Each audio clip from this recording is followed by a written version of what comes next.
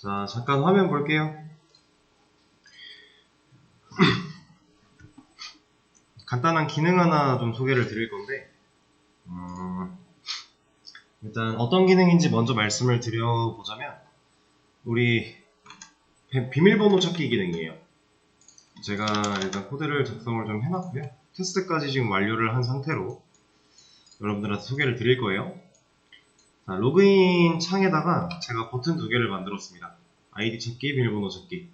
이렇게 두 개를 좀 만들어 놨고, 얘네를 누르게 되면은 아이디를 찾는 화면, 그리고 여기서는 비밀번호 찾기로 넘어갈 수도 있고, 실제 찾기 기능을 사용할 수도 있고, 뭐 로그인 쪽으로 페이지를 넘길 수도 있고, 이런 식으로 구성을 해놨고요. 아이디를 찾을 때에는 이름과 이메일 가지고 찾을 수 있게 해놨어요. 뭐 좀 더 디테일하게 간다면은 뭐 본인 인증 같은 걸로 찾을 수 있을 거고, 뭐 핸드폰 번호 정보를 추가한다던가 방법들은 여러 가지가 있을 텐데, 되게 간단하게 심플하게 좀 진행을 해봤고요. 비밀번호 찾기 이쪽은 아이디 플러스 이름, 이메일 이렇게 세 가지 같이 검증하도록 진행을 해놨습니다. 아이디 같은 경우는 찾을 때 그냥 입력을 하면 아이디가 나오게끔 해놨어요. 아이디를 찾을 수 있게. 근데 만약에 입력된 정보가 뭐 제대로 있는 정보가 아니라면 이거에 대해서는 왜 두 로그인으로 넘어가니? 아, 로그인이었군요.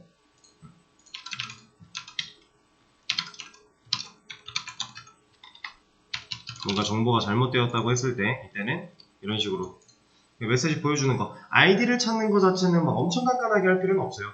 보통 사이트를 들어가 봤을 때에도 아이디를 찾는 부분들은 적당히 그냥 좀 심플하게 찾을 수 있게 되어 있는 것들이 있죠. 요즘에는 이제 거의 100% 본인 인증을 해야만 찾을 수 있게 되어 있겠지만, 본인 인증 같은 경우는 이제 별도로 API를 사용해야 되기 때문에 그것까지는 적용을 안 했고, 간단하게 비밀번호 찾기 같은 경우는 입력을 해요.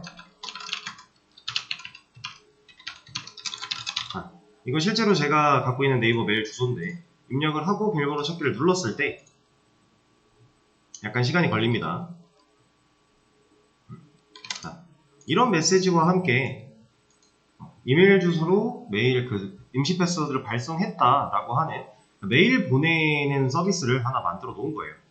실제로 임시 비밀번호를 만들어내서 그걸 메일한테 보내주는 방식으로 진행을 좀 해놨고요. 확인 버튼 누르면 로그인 페이지로 일단 갑니다. 그리고 저거 메일 온 걸 실제로 확인을 해봐야겠죠.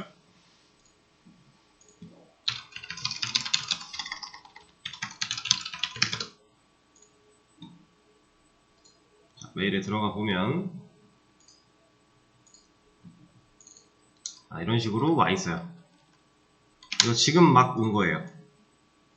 시간을 보여드릴게요. 여기 8시 42분 지금 시간 맞네요. 43분 됐는데 방금 전에 온 거 맞겠죠?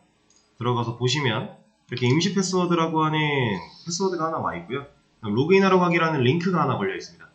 그래서 얘를 누르게 되면 우리 페이지가 나올 수 있게끔 링크를 걸어 놓은 형태고, 패스워드를 가지고 가서 우리 페이지에서 임시 비밀번호 발송된 이 번호로 로그인을 하면 로그인이 가능하게끔 처리를 해놨어요. 그렇다라는 건 임시 비밀번호를 만들어서 보낼 때 실제로 로그인 패스워드도 변경을 시켰다라는 거겠죠? 지금 원래 있던 비밀번호 이런 거 치면 안 돼요. 이미 바뀌어 있는 상태니까. 얘를 원래대로 돌리려면 들어가서 마이 페이지 가서 정보 수정 가서 비밀번호 변경 들어간 다음에 여기다가 이렇게까지 완료를 해줘야 실제로 다시 변경이 가능하겠죠? 이제는 바뀌었기 때문에 이걸로는 로그인을 못합니다. 이런 식으로 기능을 좀 구현해 놨는데, 이거 되게 별거 아니에요. 메일을 보낼 수 있게끔 세팅을 해서 이제 그 세팅되어 있는 그 틀에 맞게 실제로 랜덤 메시지를 랜덤으로 비밀번호를 만들어내고 그걸로 보내버리면 그만이에요. 자, 근데 이제 필요한 준비물들이 좀 있습니다. 일단 기본적으로 이 메일 보내는 시스템을 사용하기 위해서, 서비스를 사용하기 위해서 추가해야 되는 디펜던시가 두 개 있어요. 이만큼 제가 추가를 했고요. 이거는 이제 GitHub에 올려드릴 거니까 그거 가지고 가서 똑같이 적용시키시면 다 됩니다. 그래서 이 두 가지의 디펜던시를 추가를 좀 했고요. 그리고 나서는 설정을 좀 할 게 있습니다. 어플리케이션 야물 파일에 와서 이러한 설정을 추가했어요. 이만큼. 원래 스프링 밑에 바로 MVC였는데 메일을 좀 위쪽에 자리를 했습니다. 뭐 호스트, 포트, 뭐 유저네임, 패스워드 이런 걸 정하면 되는데 지금 이거 같은 경우는 제가 이제 수업에서 이 메일 보내는 서비스를 테스트 해보기 위해 그냥 만들어 놓은 계정이에요. 계정인데 이 패스워드는 실제로 이 계정을 로그인하는 데 들어가는 패스워드는 아니고요. 이제 이런 용도로 사용할 수 있게끔 앱 비밀번호라고 하는 그런 걸 만들어내야 됩니다. 그래서 이거에 대한 설명은 제가 링크를 하나 걸어 놓을 거니까 그거 참고하셔서 똑같이 따라하면 돼요. 이것도 어렵지 않습니다. 우리 그 카카오맵 API 쓸 때 그 있는 대로 그냥 따라했더니 쉽게 키 발급받을 수 있었죠? 그거랑 거의 똑같다고 보시면 돼요. 지메일 앱 비밀번호 생성하는 방법이랑 이제 우리가 지금 사용하려고 하는 이 SMTP라고 하는 메일 전송 시스템에 대한 정보는 제가 수업 페이지에 링크 달아 놓을 거니까 이 해당 내용 참고하시면 될 것 같고요. 그렇게 해서 비밀번호를 발급받으면 이렇게 사용이 가능해요. 그러면은 이 비밀번호로는 어차피 이 계정에 로그인할 수 없기 때문에 그냥 테스트 용도로 사용할 수 있습니다. 여러분들도 이거 똑같이 쓰셔도 돼요. 그냥 공개를 할 생각으로 이렇게 만들어 놓은 거라 그냥 가져다가 쓰셔도 되는, 굳이 본인 계정을 따로 만들지 않아도 간단한 테스트는 진행할 수 있어요. 물론 이제 본인이 제대로 된 걸 내 걸로 테스트하고 싶다면 앱 비밀번호 발급 받아서 이렇게 갈아 끼우셔야겠죠? 그리고 밑에 세팅은 그냥 똑같이 따라 하시면 되고, 이 부분을 하나 또 추가했습니다. 자, 지금 여기 보면은 커스텀에 노란 줄가 있죠? 자, 이 커스텀이라고 하는 이 키워드는 실제로 야물 파일에서 설정할 수 있는 그런 무언가 만들어져 있는 키워드가 아니에요. 그냥 제가 임의로 정한 겁니다. 자, 제가 예전에 여러분들한테 뭐 키나 이렇게 데이터를 좀 숨겨놓고 써야 된다거나 아니면 이제 공통적으로 사용돼야 되는 설정들을 모아서 관리를 한다라고 했었죠. 그래서 우리가 이 야물 파일로 그런 걸 모아서 이제 DB 접속도 이렇게 모아놓고 작업을 진행을 하는 거였는데, 자, 이런 것들, 이런 변수들, 내가 필요한 변수들도 여기다가 이런 식으로 세팅하면 밖에서 불러 쓸 수 있어요. 자, 이거는 진짜 그냥 변수의 개념으로 보시면 되고요. 커스텀이라고 하는 이름으로 공간 하나 뚫어놓고 그 안에 변수 4개 만들어 놓은 거예요. 좀 더 디테일하게 들어가면 얘는 객체라고 보면 좋겠네요. 커스텀이라는 객체 하나 만들어 놓고 변수 4개 들어있게 한 다음에 그 각각의 값들을 지정을 한 겁니다. 자, 얘네들은 이제 메일을 실제로 보냈을 때 그 메일에 적혀있는 사이트 네임이 될 거고요. 그 다음에 그 메일을 보내는 메인 URI, 실제 주소가 될 거고, 그리고 누구로부터 메일이 왔는가에 대한 그 부분이 될 거고요. 이걸로 볼까요? 이렇게. 여기 이게 사이트 네임. 그리고 이제 이걸로부터 메일이 왔다라고 하는, 아니지. 잠깐만. 얘가 딱히 나오는 건 없네요. 이건 그냥 제 여기 위에 있는 이 주소가 들어가 있는 거고, 유저네임이. 얘를 어디서 썼던 것 같긴 한데, 일단 오케이. 이런 식으로 그냥 변수의 값 지정하듯이 만들어 놓을 수 있는 거고, 이거를 어떤 식으로 활용하는 거냐면 천천히 알려드릴 겁니다. 그래서 일단 폼 추가하고 야물 파일을 세팅하고 버튼 만들어주고 해당 버튼들 이동할 수 있게 링크 걸어주고, 그리고 걔네들 JSP 다 만들어주고, 그 다음에 그거에 대한 컨트롤러 당연히 필요하겠죠? 이 2개, 페이지를 띄우기 위한 2개에 대한 메서드 필요한 거고, 실제로 이제 찾기 페이지에 들어와서 이 입력을 하고 아이디 찾기를 누르면 전송이 되게끔 하는 이 과정 메서드로 당연히 만들어 놔야 돼요. 그래서 간단한 검증, 그리고 이거 우리가 만들어 놨던 거에 있어요. 근데 프라이빗으로 돼 있어서 퍼블릭으로 바꾸기만 했습니다. 멤버 서비스에 있는 기능이었어요. 이 친구로 검증을 하고 이러한 리턴을 보여주는 게 아이디죠. 그리고 패스워드는 자, 기본적인 검증하고 아이디만 가지고 한번 들어갔다 옵니다. 그리고 일치하는지 확인을 해보고 나서 여기를 뚫고 내려왔다면, 코드가 밑에가 진행이 됐다면 어차피 이 멤버는 아이디가 일치해서 들고 있는 상황이니까 걔한테서 네임 꺼내고, 내가 입력받아온 파라미터로 받아온 네임이랑 비교해서 틀리면 너 이거 틀렸어, 얘도 마찬가지죠? 그거 한 거고요. 그 다음에 얘네들 문제없이 다 내려왔을 때 리절트 데이터 타입으로 RD 오랜만에 하나 만들어 놓고 이러한 메서드를 하나 추가했습니다. 자, 그러니까 임시 비밀번호를 만들어서 발송하는 메소드라고 생각하시면 돼요. 그런 걸 하나 만들어 놓은 거고요. 그리고 성공했을 때는 메시지 보여주고 로그인으로 돌아가라 진행해 놓은 건데, 이쪽에 들어가 볼게요. 얘가 뭐 하는 애냐면 그냥 뭐 이렇게 써 있죠. 이 안에 있는 이 내용 몰라도 돼요. 여기서 각각이 뭔지 대충 느낌 오시죠? 사이트 네임 들어가 있고요. 임시 패스워드 발송, 이거 메일에 써 있던 거잖아요. 여기, 그쵸? 이런 우리가 쓸 수 있는 정보들 그냥 넣어 놓은 것 뿐입니다. 근데 여기서 이제 사이트 네임이라고 하는 이 변수는 어디서 만들어졌는가, 위에다 전역 변수로 만들어 놨어요. 근데 보시면 자, 이겁니다. 야물 파일에서 커스텀이라고 하는 객체를 만들고 그 안에 변수를 생성한 개념으로 보시면 된다라고 했던 그 친구, EL로 이렇게 갖다 쓰면 돼요. 근데 이때 중요한 건 value라고 하는 어노테이션을 사용하는 겁니다. 이러면 내가 야물 파일에다가 어떠한 값을 공통으로 쓰려고 저장해 놨다, 이런 식으로 다 불러다 쓸 수 있어요. 이러면 얘는 이 값을 가지게 돼요.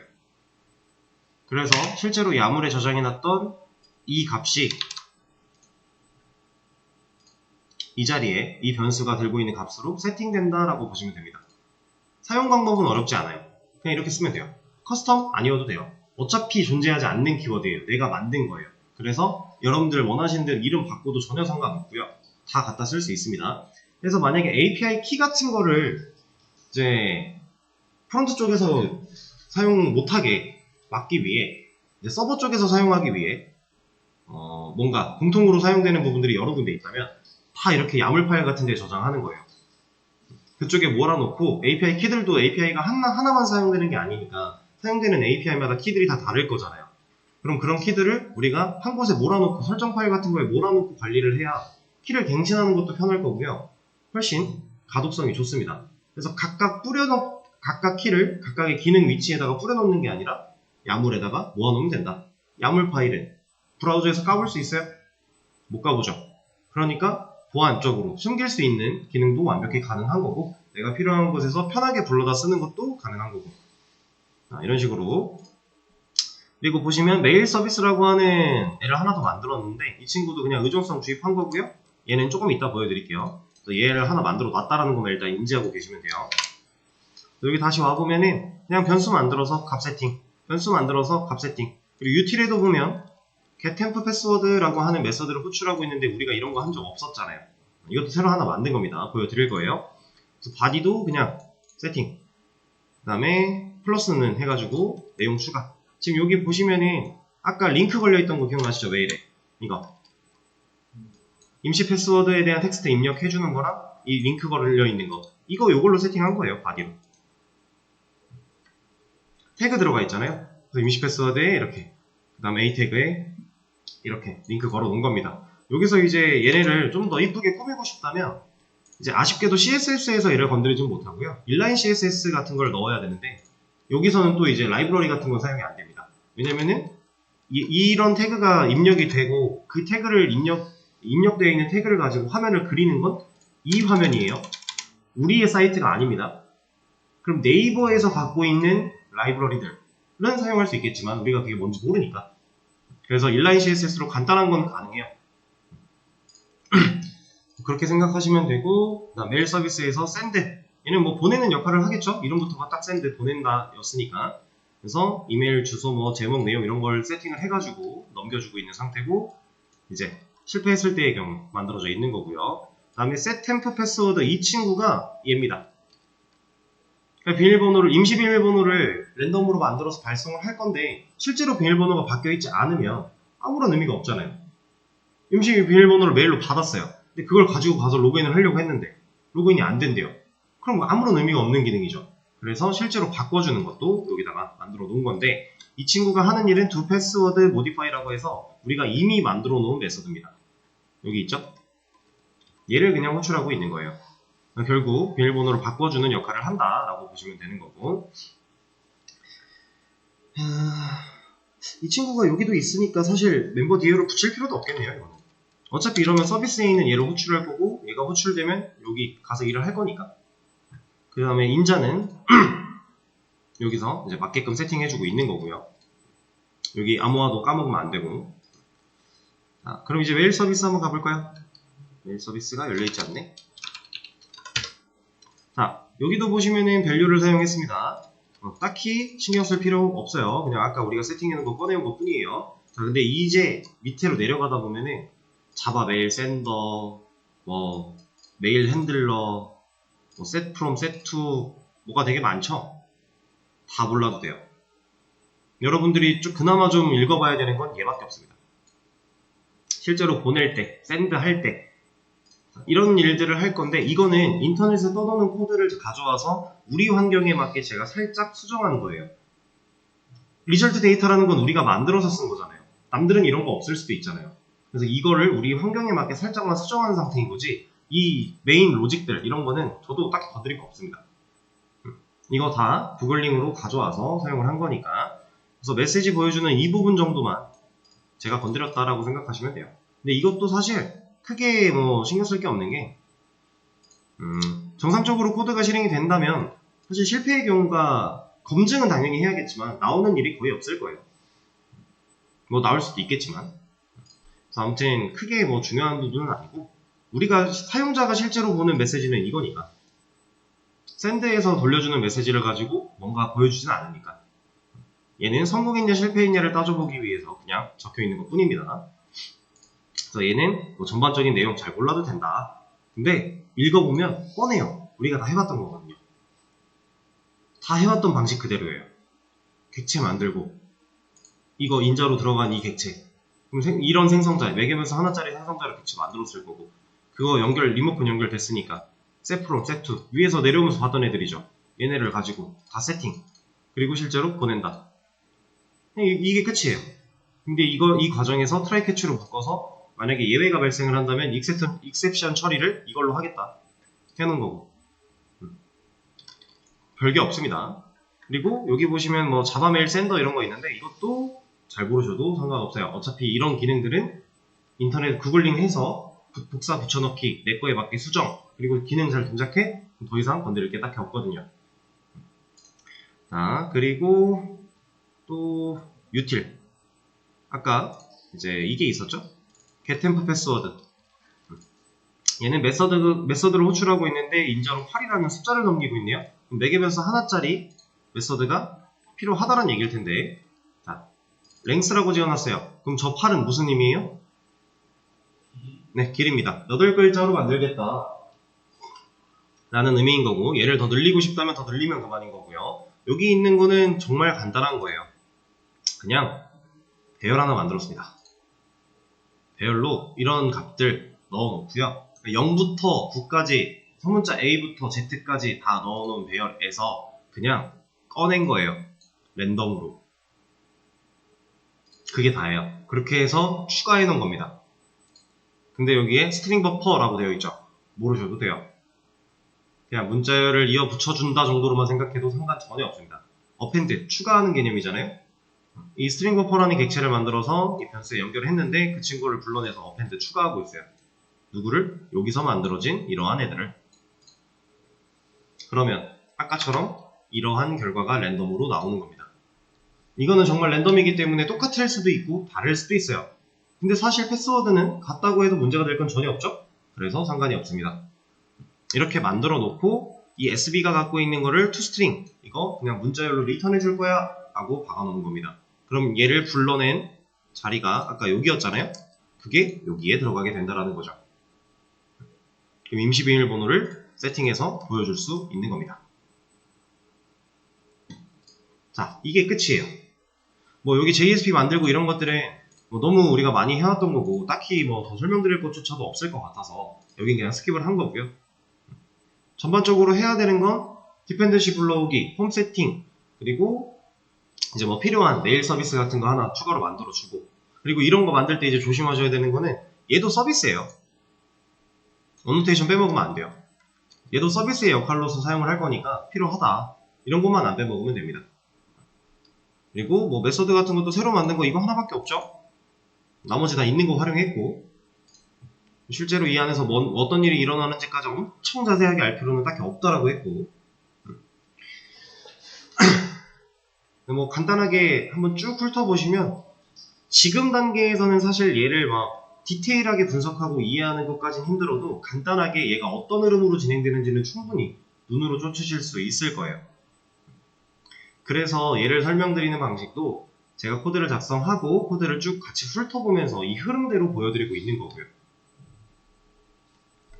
자, 그러면 이제 아이디 찾기, 비밀번호 찾기 기능은 이렇게 마무리를 할 겁니다. 그래서 제가 이런 식으로 뭐 하나씩 혹은 뭐 짧은 거면 2개씩 해서 이제 뭐 매일매일 할 수도 있고 하루 걸로 할 수도 있고 이거는 뭐 그때그때 다를 수 있기 때문에 그냥 프로젝트 하시다가 제가 화면 봐주세요 하면 그때 보고 이런 식으로 들어주시면 돼요.